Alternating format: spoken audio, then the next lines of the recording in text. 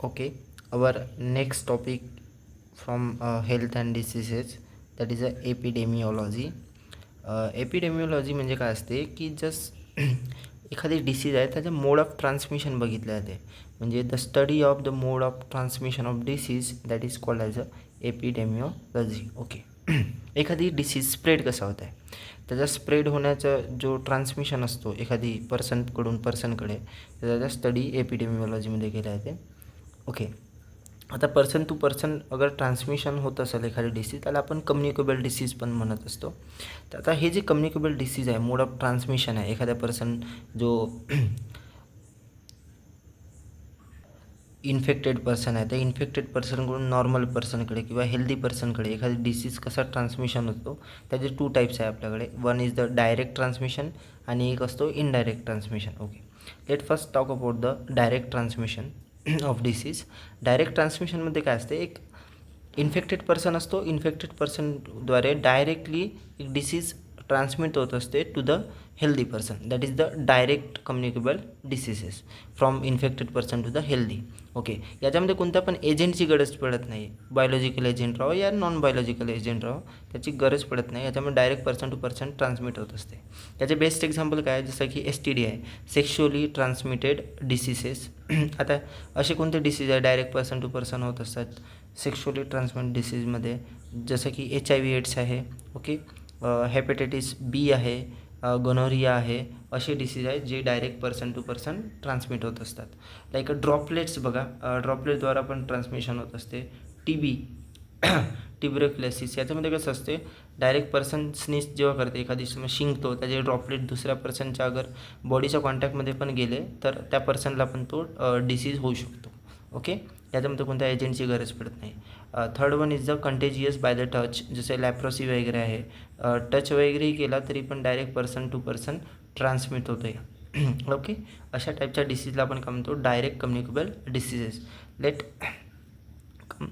The next one is that indirect communicable disease. याच्यामध्ये कसं असतो, पर्सन जो असतो इन्फेक्टेड पर्सन, बेस्ट एक्झाम्पल सांगतो, मलेरिया कसं होतं बघा. पर्सन जो आहे, ज्याचा इन्फेक्ट झाला आहे मलेरिया, याला एक biotic agent like mosquito bite करते. देन हा इन्फेक्टेड पर्सनमुळे हा मॉस्किटो इन्फेक्टेड होतो आणि देन हा इन्फेक्टेड मॉस्किटो जेव्हा हेल्दी पर्सनला बाईट करते, देन याच्या बाईटमुळे, याच्या बाईटमुळे हा जो पर्सन आहे हा पण का होऊन जाते, इन्फेक्टेड होऊन जाते. म्हणजे इथं direct person to person transmission नाही, इथं पर्सन टू वेक्टर म्हणजे एक एजंट आहे जो ट्रान्समिट करत आहे डिसीजला, याला आपण म्हणतो इनडायरेक्ट कम्युनिकेबल डिसीजेस. ओके, म्हणजे transmitted through the some agents. Okay, याचे काही आहेत आता टाईप्स बघा. याच्यामध्ये जसं वेक्टर बॉन्ड डिसीज आहे. वेक्टर बॉन्ड म्हणजे नथिंग बट की एखादी एजंट असते, बायोटिक एजंट आहे, याच्यामुळे डिसीज स्प्रेड होत असतो. लाईक मलेरिया आहे बघा, याच्या कोणामुळे होत असतो, दॅट इज अ ॲनोफिलीज नावाचा मॉस्किटो असतो, फिमेल मॉस्किटो, तो बाईट केला तर मलेरिया नावाचा डिसीज होतो. डेंग्यू ॲडिस नावाच्या मॉस्किटोमुळे होतो.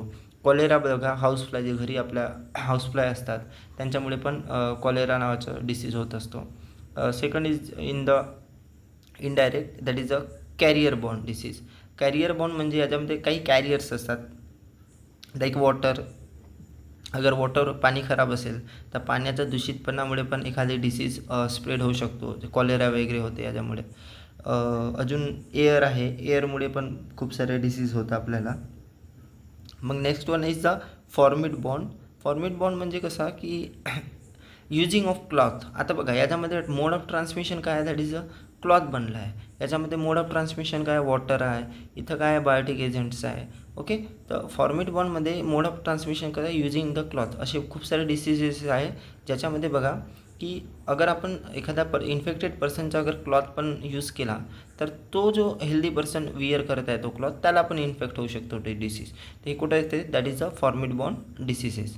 याचं बेस्ट एक्झाम्पल आहे लाईक जॉन्डिस वगैरे असतात बघा. जॉन्डिसमध्ये पण एखादे पर्सन आहे, त्याचे क्लॉथ सेपरेटली वॉश केले असते. ते पर्सन अगर एखादी नॉर्मल पर्सन विअर केला तर चान्स मे टू पॉसिबल की तो पण इन्फेक्टेड होऊन जाईल. Okay, this is our topic, that is the याच्यामध्ये आपण स्टडी केला आहे एपिडेमिओलॉजी.